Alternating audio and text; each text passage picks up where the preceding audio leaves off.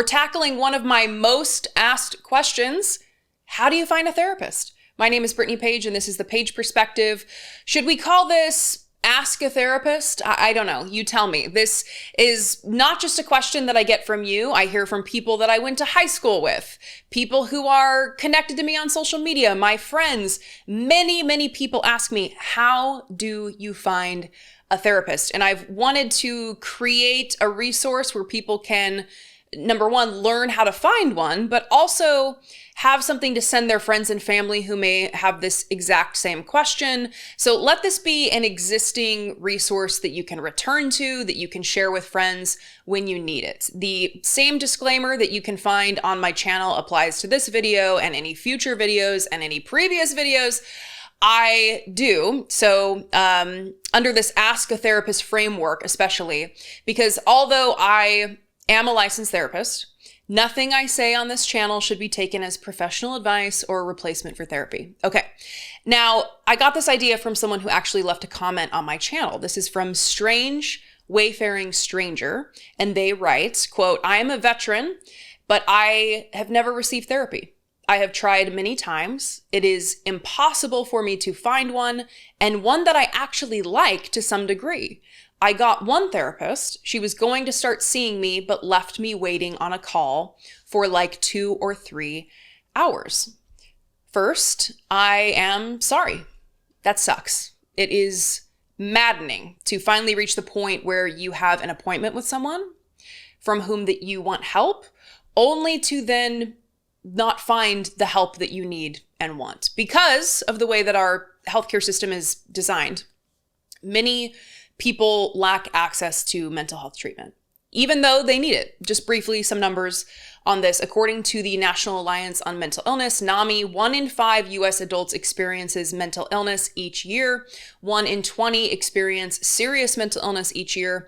1 in 6 youth aged 6 to 17 experience a mental health disorder each year. So millions of Americans are struggling with mental health conditions, and yet many struggle to get treatment, just like the commenter here. So maybe you do have health insurance, but when you call to get a mental health appointment, you're told the wait list is full and you need to go to an outside approved person and then submit paperwork to get reimbursement.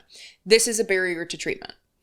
Maybe you don't even have health insurance and you call around to pay out of pocket only to find you can't afford to pay out of pocket. This is also a barrier to treatment. So I want to offer a few resources here for people in this situation. Now, typically, the VA is great. The commenter is a veteran, so the VA is typically great.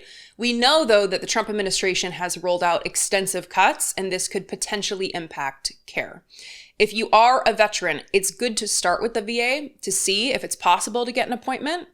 If you do have insurance, calling your insurance is the best place to start. Let's say that you have Kaiser. You can call and schedule an appointment with a therapist through Kaiser.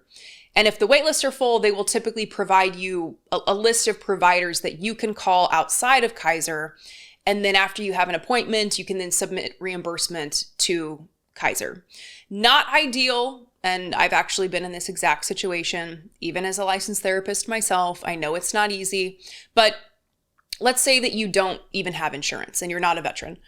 What do you do if you cannot afford to pay out of pocket? So there's a few things. First, I always recommend looking at local universities or colleges for sliding scale counseling clinics. Oftentimes, students in master's level counseling or therapy programs have to complete extensive practicum hours, and these are often completed in a variety of settings, often in some sort of on-campus sliding scale clinic where, because the therapy is provided by students in training, you are offered a discount and the therapy is much more affordable. Although this may sound unappealing because you're working with students and some people have apprehensions about that, this therapy is highly supervised with students required to maintain regular weekly hours of supervision where they discuss their cases and how they're treating their clients with a licensed therapist who has specific training in working with new therapists as a supervisor. And if you're in California, where I went to grad school and completed my training, new therapists need 3,000 supervised hours. That is more than cops, okay? I know this method of finding a therapist would require research and hunting things down, which again is not ideal, but it's a place to start. There are other organizations that are off campus that are structured in the same way, nonprofits, low cost, sliding scale clinics. One example is actually in Orange County, California. This organization is called California Family Institute. No one is turned away regardless of what they can pay. And if you're listening to this and you're thinking of other resources like this, please share them in the comments because everyone would love to see them, including me. Another affordable resource is Open Path Collective. This is an organization that charges a one-time membership fee of $65. And then that enables you to find a therapist and pay between $40 to $70 per session with a $30 per session charge if you see a therapy intern or student. So Open Path Collective, they offer telehealth therapy, and typically the therapists on this website are people who are passionate about offering access to the wider public because they are there to offer affordable therapy prices. There are other organizations that are out there that cater to specific populations, including things like therapy for Black girls, for example, or inclusive therapists. And I will link to these resources in the description as always. Psychology Today is also a very popular way to find a therapist because you can sort by insurance that you may or may not have, as well as your location, your preferred gender, specialties, preferred theoretical orientations, like if you want a therapist who practices CBT, cognitive behavioral therapy, or IFS, internal family systems, or DBT, dialectical behavioral therapy. And if you want me to do a further breakdown of these types of therapy, just let me know in the comments, of course. If you're in need of more immediate help, don't forget about the National Suicide Hotline, 988. So yes, it is difficult to find a therapist. And I wish that wasn't the case. Part of why I started this channel is that I want to shed light on the failures of the system and advocate for changing it so that more people are able to get the care that they need. And I know that this commenter said that it's also hard to find a therapist that you like. And many therapists will actually offer like a free 15-minute phone consultation. And this is really helpful because it allows you, as the prospective client, to get a feel for whether you're a good fit with the therapist. And you should feel free to ask any questions that are important to you about the experience that they have working with the issue that you want to bring to their office or whatever else. In my consultations, prospective clients have asked me, things about like my politics very directly because it was important for them to know that we share the same values. So you ask whatever you feel like you need to ask to determine if the person that you're thinking of going to see is a good fit.